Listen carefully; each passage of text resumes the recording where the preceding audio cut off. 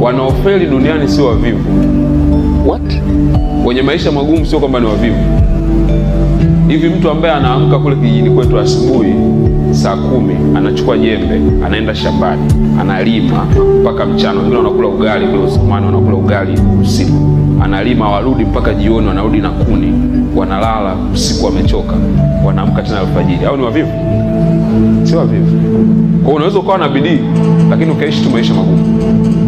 Mtu ambaye anafanya kazi kwenda sokoni pale, anabeba mizigo, anaamka wakati umelala, saa 10 anaenda kuwai malori anakuleta mazao, anafika pale anabeba mizigo, anatoka na jasho.